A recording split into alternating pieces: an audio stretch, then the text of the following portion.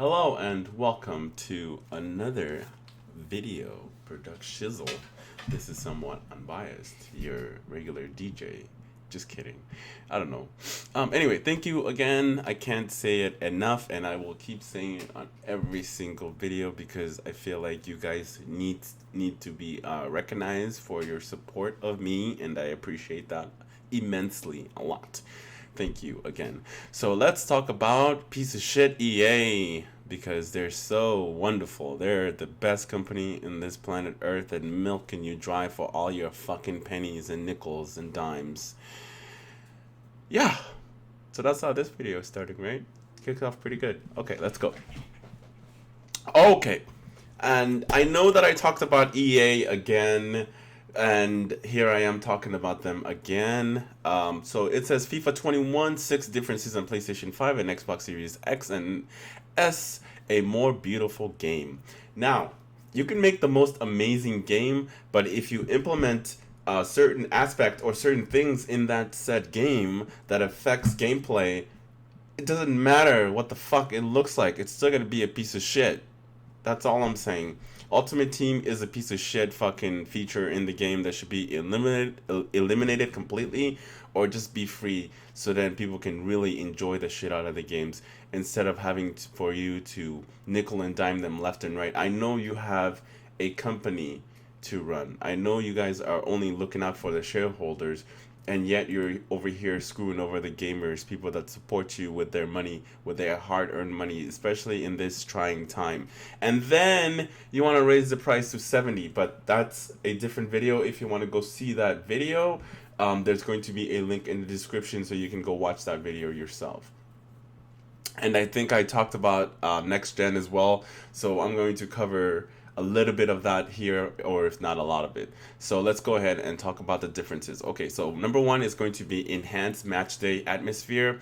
Before you even step onto the pitch, a new sense of occasion is created as the team buses pull up. Players walk through into changing rooms and fans are seen and heard as they enter the stadium. And while not occurring for every match, it looks set to really build up the atmosphere ahead of big knockout ties or derby encounters.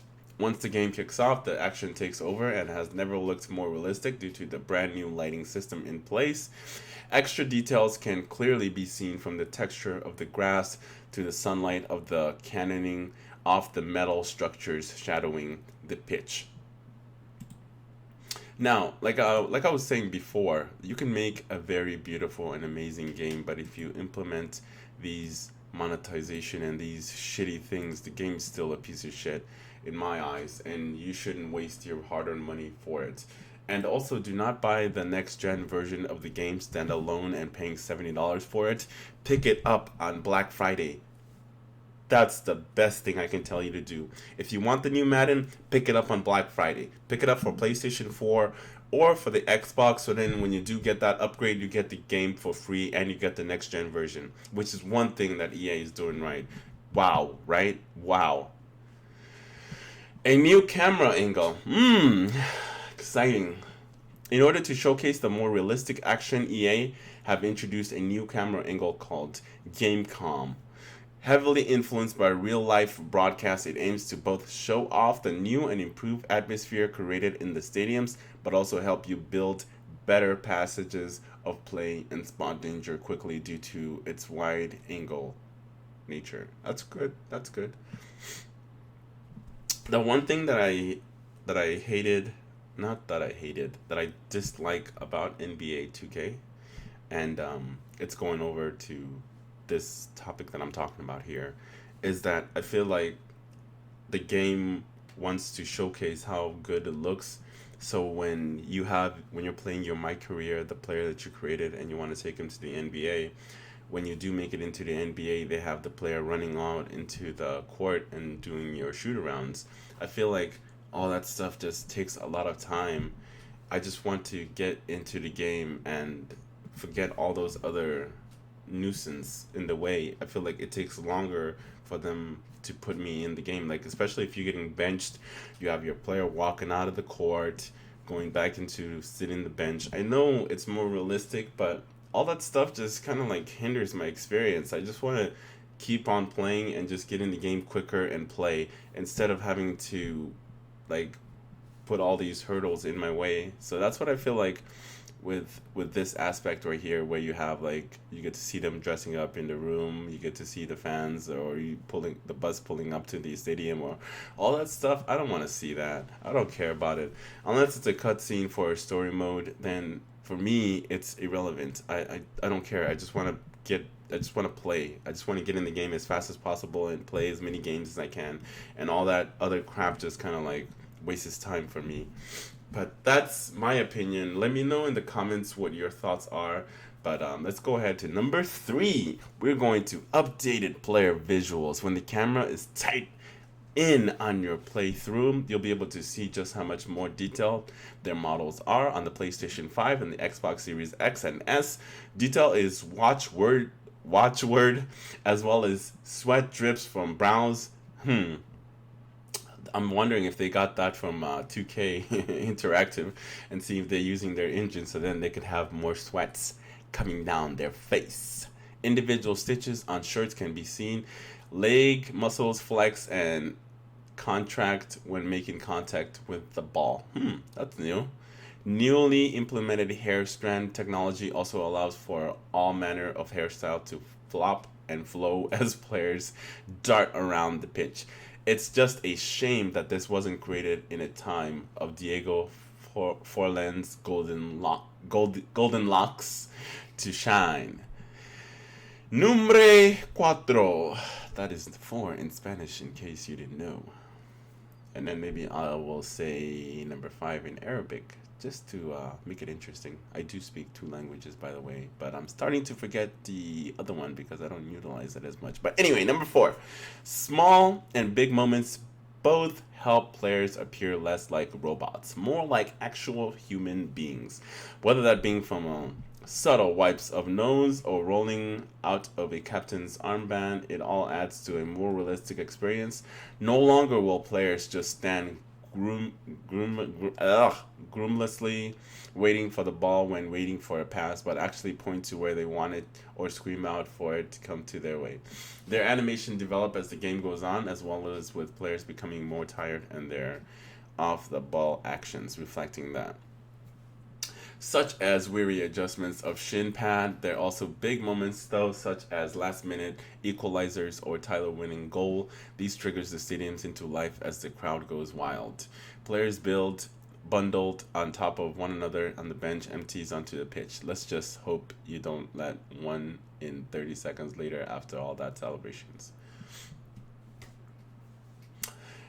Number 5, or should I say Kamsa.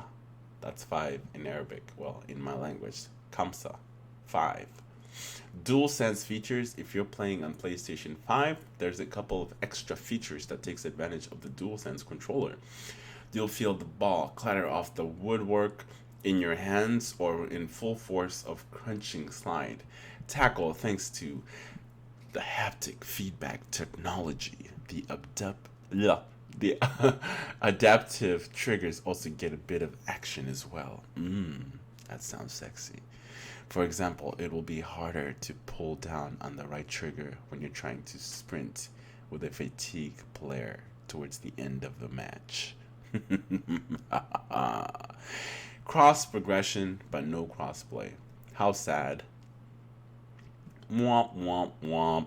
At this stage, all games should be cross-platform, in my opinion. I think it should be, especially if they're multiplayer games. So what's it gonna hurt? It doesn't hurt anybody for you to cross-gen. It just gives more platform for anybody to just pick up and play your games and making it more available, so they don't have to buy specific hardware to play with their friends. But I do believe platforms or cross-play will be the future of video game. Besides Stadia or why did I say Stadia? Besides cloud gaming also being the future of gaming.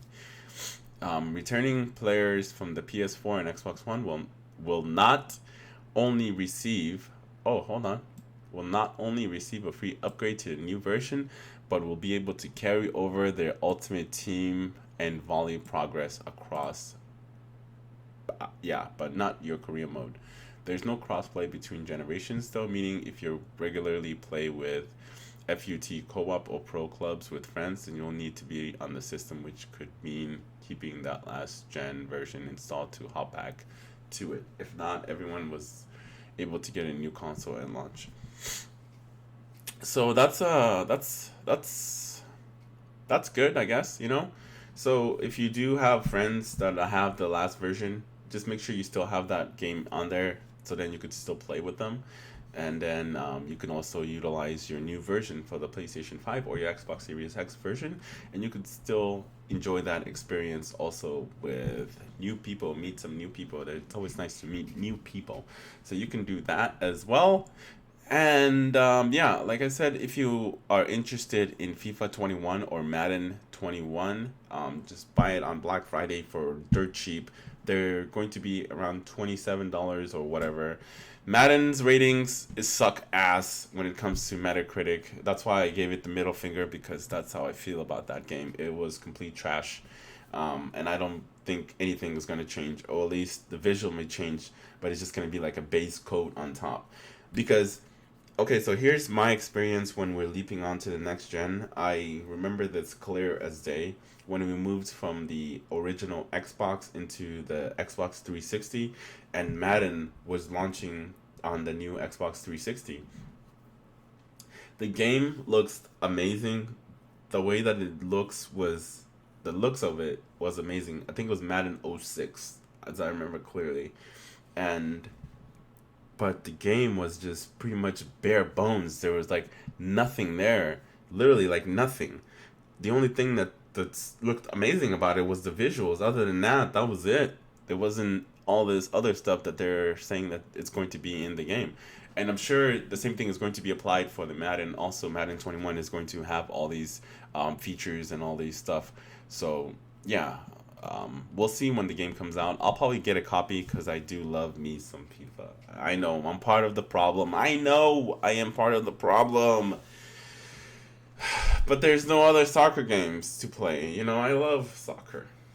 I do. But I do not participate on Ultimate Team. And if I do participate in Ultimate Team, I do not spend a single dime that I earn of my money on this piece of shit fucking features. Okay? I don't do that. That's for sure. I do not participate in using my money and buying FIFA Ultimate Team coins and any of that bullshit. I don't do this, the same thing for NBA 2K21. I don't do that shit. I don't buy that. But the benefit of buying the coins, I don't do the cards for 2K21 either. Like, I don't play it, and if I do, like I said, I don't buy the coins like from with real money. But I did get my legendary edition of Kobe Bryant, so I got 100,000 coins. So I was using that to upgrade my player. But I wish that FIFA would make a new mode where you do have like a story element, like they had with Connor, where you get to create your player and have a story mode, and then you get to see his progress in the game. And then they made him into like the 3 different version of the game. Well, not really 3 different version, but the career continued in 3 games. So I think it started in FIFA 18, 19, and was it 20? Or was it 17, 18, 19? I don't know, but it was like 3 years of that story mode. I really enjoy that. Yeah, so this is going to be my file here. Can I save this as an image? No? No, I cannot. Okay. Well, we'll figure something out. Anyway, this is somewhat unbiased. I know I am rambling off again. If you enjoy the content, give it a like and subscribe if you haven't done so already. Thank you very much, and you have yourself a wonderful, wonderful, wonderful evening, and enjoy some time with the family on Thanksgiving, all right? And stay safe, okay?